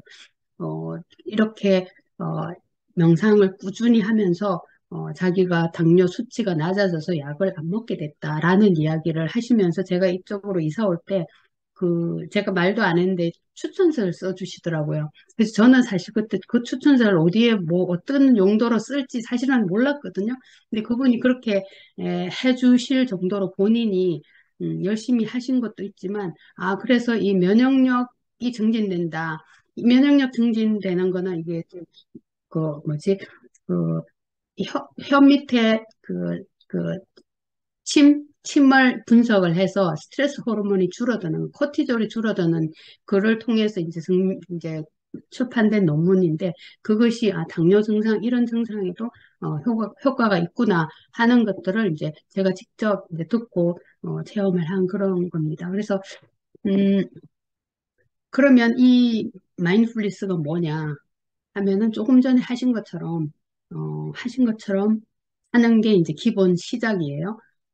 여기서 이제 정의로 딱 떨어지게 이야기를 해보면, 현재 순간에, 어제도 아니고 내일도 아니고, 현재 순간에 한 가지 대상에, 지금 우리는 호흡에 집중했어요. 그렇죠? 호흡의 감각에, 한 가지 대상에 비판단적으로 호기심 어린 태도로, 아, 내 배가 뭐 맨날 이렇지 뭐, 숨을 쉬면 이런가 봐가 아니라, 그거는 이제 판단하는 마음이에요. 그 마음 없이, 아, 내가 숨을 쉴 때 이렇게 배가 움직이고 이렇게 배가 쑥 들어가네. 근데 조금 전에 숨하고 우리는 배 지금 호흡을 계속 하고 있어요. 근데 이 호흡은 어제의 호흡도 아니고 한 시간 전의 호흡도 아니에요. 우리가 호흡하는 거는. 그래서 우리는 현재 이 호흡을 하는 것은 내 일생에 한 번밖에 안 하는 호흡이에요. 그래서 끊어서 이야기를 하면 우리는 연속선상에서 아이들 같으면 성장하고 우리는 이제 나이 들어가잖아요. 나이 들어가면서 몸이 바뀌는데 그 몸이 어느 날 한순간 바뀌었냐가 아니라 하나하나의 호흡을 하면서 몸이 서서히 바뀌고 움직이고 달라지고 하는 거잖아요. 그렇다면 지금 내가 하는 이 호흡은 내 평생에 한 번 하는 아주 유니크한 거예요. 그래서 호기심을 가지고 이 호흡을 살펴보고 호흡의 감각을 살펴보는 것이 충분히 논리적으로 말이 된다는 얘기죠. 그래서 호기심을 가지고 집중하는 것, 이것이 마음 챙김이고, 그렇게 하다 보면 아까 말씀드린 것처럼 이런저런 생각이 많이 날 거예요. 아, 좀 이따 오늘 끝나고 뭐 하지? 아니면 내일 뭐 할까? 어제 뭐 했지? 아니면 그런 생각들이 과거로 갔다 미래로 갔다 우리 마음속에 계속 일어나는 거예요. 그거는 내 잘못이 아니라 그냥 사람이니까 자꾸 생각이 나는 거예요. 그것을 알아차리고 지금 제가 말씀드린 것처럼 지금 여기로 다시 데려오잖아요. 그래서 지금 현재의 삶에 내가 충분히 존재하려고 하는 거예요. 그래서 내가 여기 앉아 있지만 내가 내일 걸 걱정해요. 내일 예를 들면 아이 도시락을 못 싸줄까를 걱정해. 근데 내일 아이 도시락을 싸주면서는 내가 거기에 오롯이 있지를 않을 거예요. 아, 어제 그 프로그램 할 때 막 그랬지. 아니면 내일 뭐 할까? 또 다른 데로 가는 거예요. 그래서 우리 몸을 그냥 자동 기계처럼 도시락 싸게 냅두고 우리 머리는 과거로 갔다 미래로 계속 그렇게 하는 거예요. 그래서 어쩌면은 오늘을 살면서 내일 가서 후회할 이 순간을 살고 있고 우리는 어쩌면 지금 여기 살면서 과거에 가서 다 지난 거 내가 어떻게 할 수 없는 거를 쓸데없이 쓸데없이 후회하고 자책하고 화를 내고 이러는 이러느라고 우리의 시간을 훌리 살지 못하고 그렇게 소비하는 시간들이 굉장히 많은 거예요. 그래서 지금 말씀드리는 거는 어제 일을 생각하지 말고 미래 일을 걱정하지 말라가 아니라 그렇게 하고 있는 나를 자꾸 알아차리라는 거예요. 그래서 필요하면 의식적으로 내일을 계획하고 필요하면 의식적으로 어제를 반성하고 그러는 게 의미가 있지. 나도 모르게 가만히 앉아 있으면서 이것 하면서 저 생각 저 생각 내가 아이하고 앉아 있으면서 또 다른 사람 막 생각하고 이렇게 하는 그런 웨이스팅 타임을 우리가 줄일 수 있다. 그래서 꿀리 지금 현재를 살면 그 삶이 오늘이 모이고 내일이 모이고 이 순간이 모이고 내일이 모이고 하면 우리의 삶이 더 충만한 삶을 살 수 있을 겁니다. 그래서 이 마음 챙김을 하면서 자꾸 주의를 집중하면서 내가 얼마나 산만한지 알게 된 거는 내가 진짜 이 산만해서 안 되겠어가 아니라 내가 이렇게 산만한 걸 내가 알게 됐어. 그러면 내가 집중하자. 할 수 있죠. 내가 산만한지 모르니까 계속 산만한 거예요. 내가 후회하고 막 자책하고 있는 거 모르니까 계속 하는 거예요. 그래서 조금 무서운 얘기는 내 행동도 알아차리는 연습을 하면 굉장히 도움이 돼요. 예전에 이제 학교에서 강의를 할 때, 이런 이제 하루 종일 훈련도 해요. 수업을 하다가 이제 그 한 학기 한 번씩 했는데 어떤 친구가 그렇게 얘기하더라고요. 자기도 몰랐는데 자기가 똑바로 걸음을 걷지 않고 약간 오른쪽으로 이렇게 비스듬하게 계속 걷더래요. 완전히 옆으로 걷는 건 아니고 똑바로 가려고 해도 계속 이렇게 가는 걸 자기가 알아차려. 그리고는 그 친구가 계속 옆으로 가게 그렇게 걸었을까요? 아니에요. 자기는 똑바로 걷고 싶거든요. 그래서 자기가 이렇게 옆으로 걷는 걸 알고는 고칠 수 있어진 거예요. 그래서 우리 마음도 내가 자꾸 과거로 가고 미래로 가고 하는 거를 내가 몰라서 계속 하는 거고, 몰라서 미래 걱정하고 늘 마음이 불안하고, 또는 몰라서 과거 후회하고 자책하고 하면서 자꾸만 내가 울적해지고 무거워진단 말이에요. 근데 내가 그것을 안다면 우리 속에 성장 경향성이 있다 그랬죠. 성장 경향성이 있고 뭔가 이렇게 자아를 실현하려는 그런 씨앗이 있단 말이에요. 알면은 내가 무엇이 나를 성장하게 할 건지, 무엇이 나를 행복하게 할 건지를 내가 선택할 수 있어지는 거예요. 그래서 아는 것이 굉장히 중요한데 그 아는 것이 머리로만 아는 것이 아니라 이 경험을 통해서 자꾸 현실에 이렇게 집중을 하면서 데리고 오면서 아, 내가 또 저기 가서 또 헤매고 있었네. 근데 내가 다시 데리고 올 수 있어, 내 마음을. 이 마음의 근육이라 그래요. 그래서 마음의 근육이 튼튼해지면 생각 중에는 그냥 가볍게 털고 돌아올 수 있는 생각이 있고 또 어떤 생각은 나면 그 생각이 나를 너무 트리거해서 알면서도 마음을 끌고 오기가 너무 힘든 생각들이 있어요. 근데 나한테 근육이 있다면 무거운 것도 들 수 있잖아요. 우리가. 육체적으로도. 그런 것처럼 우리 마음의 근육이 내가 어디를 갔을 때 다시 데리고 오고, 다시 데리고 오고, 이런 훈련을 계속 하다 보면 내 마음의 근육이 생겨서 나를 트리거하고 나를 잡아당기는 굉장히 힘 있는 생각이나 기억이 떠올라도 내가 그것을 충분히 이해하고 충분히 내 마음을 내가 원하는 지금으로 데리고 올 수가 있어져요. 그래서 나중에 그것을 어떻게 처리하느냐 이건 또 다른 문제예요. 일단은 내 마음에 근육이 있느냐 없느냐가 이제 관건인데 이 연습을 어, 저는 이제 매일 하시기를 어, 권해드려요. 그래서 아까 이제 해보신 분 계셨는데 하루에 이제 원래 이 프로그램 MBSR 프로그램, MBCT 프로그램이에요. 그러니까 Mindfulness Based Stress Reduction이든지 아니면 Mindfulness Based Cognitive Therapy 이래서 그런 이제 그 8주 프로그램이 있는데 거기서 오리지널 프로그램은 하루에 45분을 명상을 하라 그래요. 이렇게 훈련을 하라 그래요.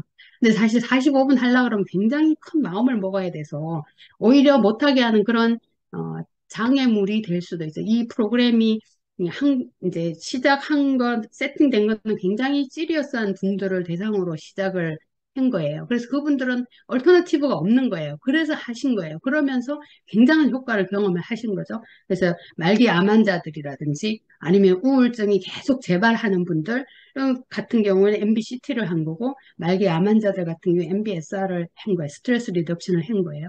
그렇게 했는데 사실 이제 그 대학에서 강의를 할 때는 학생들은 사실 그런 저기는 없거든요. 그래서 이제 조금 가볍게 문턱을 낮춰주기 위해서 15분간, 하루에 15분간 연습을 하라 하고 쭉 이제 연구 분석을 했을 때 거의 비슷한 효과가 나왔어요. 그래서 지금 이제 여러분들께서는 이제 본인이 가장 좋은 편안한 시간, 조용히 집중할 수 있는 시간이면 더 좋겠죠. 처음이니까.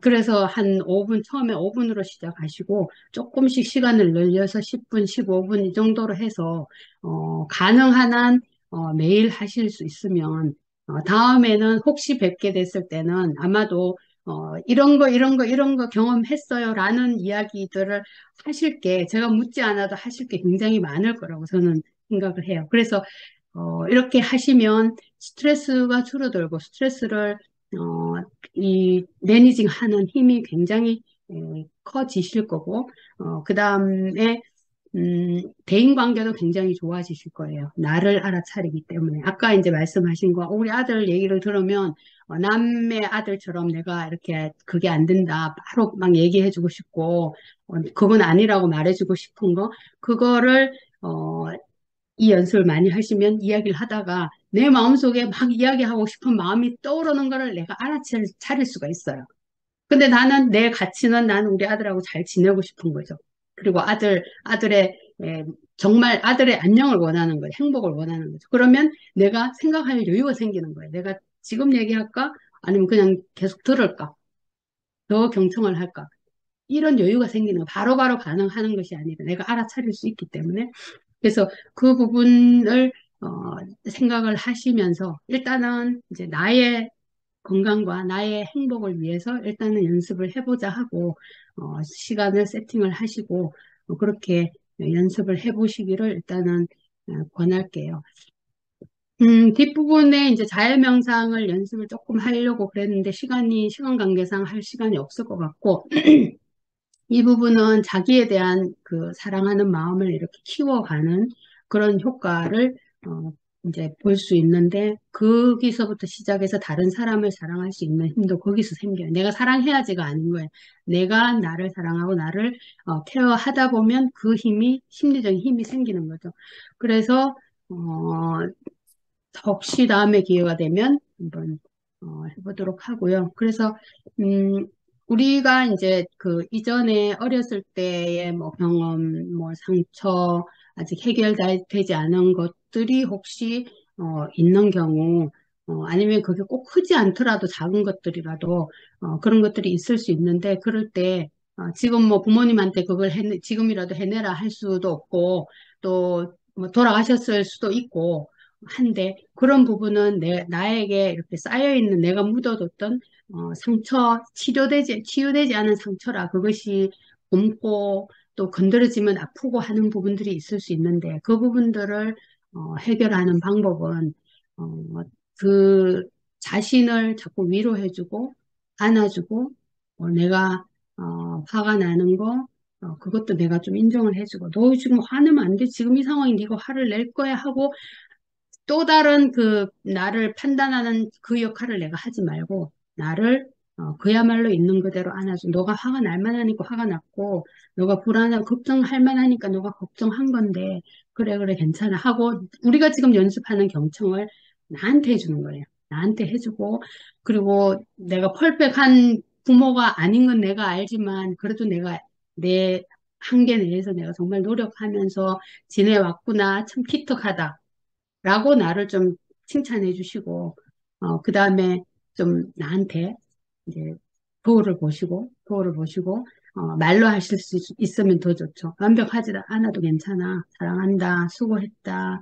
또 내가 너를 케어하지 못해서 미안하다 하는 이야기를, 그거를 보고 자신한테 해주실 수 있으면 좋고, 혹시 그게 안 되시는 경우, 그냥 마음으로라도 이런 거를 나에게 자꾸 얘기를 해주시면, 그걸 페어런팅이라고 그래요.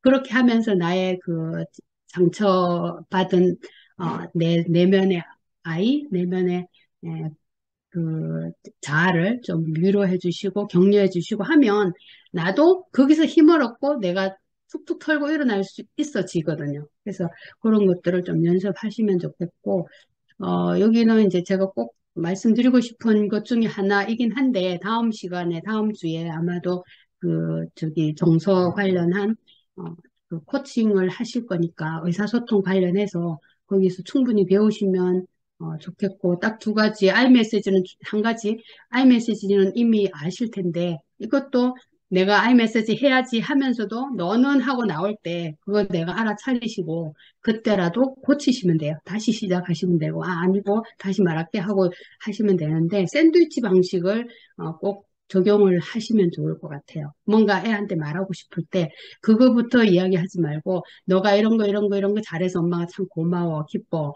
그런데, 요 부분은, 요렇게, 좀 바뀌었으면 좋겠어. 라고 이야기하고, 그래도 너가 노력하는 모습이 있어서 아주 내가 흐뭇해. 라고 샌드위치 안에 싸주는 거예요. 우리가 치킨 샌드위치 먹을 때 치킨은 중간에 있잖아요. 그렇죠?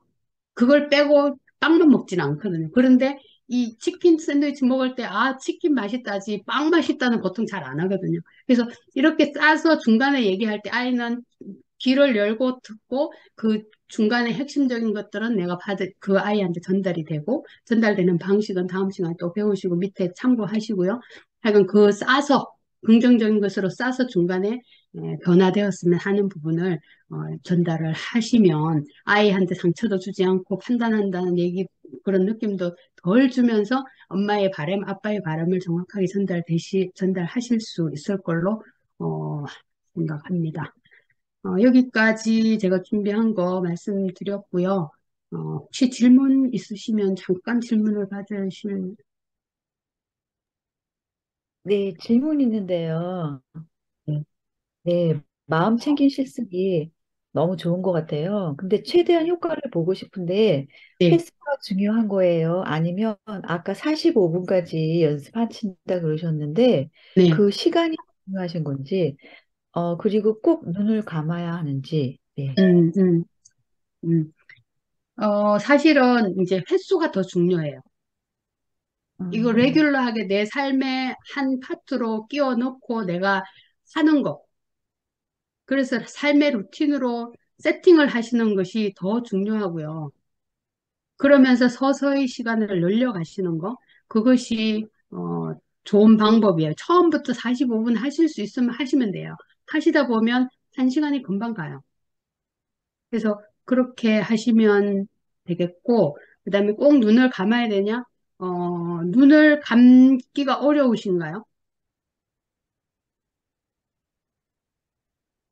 아니요, 그런 건 아닌데, 어, 한 가지란 생각하는 거라면, 네, 아까 뭐 배를 계속 배에다가 집중을 하면 딱 네, 배 45분 동안 배만 생각하는 거예요? 배의 호흡만? 그렇죠. 음. 아까 말씀드렸듯이, 어, 배의 호흡은, 어, 호기심을 가지고 보라는 말씀이에요. 그래서 아까 말씀드렸지만, 지금 내 하는 호흡은 좀 전에 한 호흡하고도 다르고, 내일 할 호흡하고도 달라요. 그러니까 지금 현재의 이 느낌에 주의를 기울이는데, 호기심을 가진단 말은, 그야말로 내가 좀 이 배가 똑같이 움직이는 것 같지만 절대로 똑같지 않거든요. 음. 그래서 거기에 집중하시고, 그다음에 눈을 감는 이유는 좀 더 눈을 뜨면은 오감 중에 하나가 가장 오비어스한 감각 중에 하나가 뜨인 거예요. 그래서 눈에 보이는 모든 것이 트리거예요, 사실은. 저거 보면 저거 관련된 거 생각나고 저거 보면 저거 관련된 거 생각나기 때문에 굉장히 산만해지실 수 있기 때문에 가능하면 눈을 감으시는 거. 근데 눈을 감는 게 정 어려우시면 약간 게이즈 하라 그래요. 그러니까 약간 실눈을 뜨고 이렇게 살펴보는 것이 아니라 실눈을 뜨고 한 군데 이렇게 게이즈 하는 거. 근데 이제 더 좋은 건 눈을 감고 하시는 거고, 대신 이것을 앉아서 하실 때는 눈을 감으시는데, 걸어가면서도 할 수 있거든요. 걸어가면서, 또는 다른 거 하면서도 할 수 있는데, 그럴 때는 눈을 뜨시고, 오히려 이제 보이는 것, 들리는 것에 있는 그대로 집중하는 거. 생각을 막 하는 것을 알아차리고 새소리가 들려요. 그러면 저거는 카디널일까 노란 걸까 뭐 블루제이일까 막 이런 생각이 들 수도 있고 그렇잖아요. 그 소리 자체를 듣는 것을 떠나는 것을 알아차리고 다시 그냥 귀를 열고 그 소리를 듣는 거. 그래서 음. 걸어 다니면서 혹시 하실 때는 눈을 뜨시고 하고 또 주변에 사람들이 있는데 내가 좀 차분히 집중하고 싶다 할 때는 그냥 눈을 이렇게 게이즈해서 집중하셔도 되고 그렇습니다. 네, 감사합니다. 감사합니다. 네, 여기까지 강의를 마치도록 하겠습니다. 감사합니다. 예,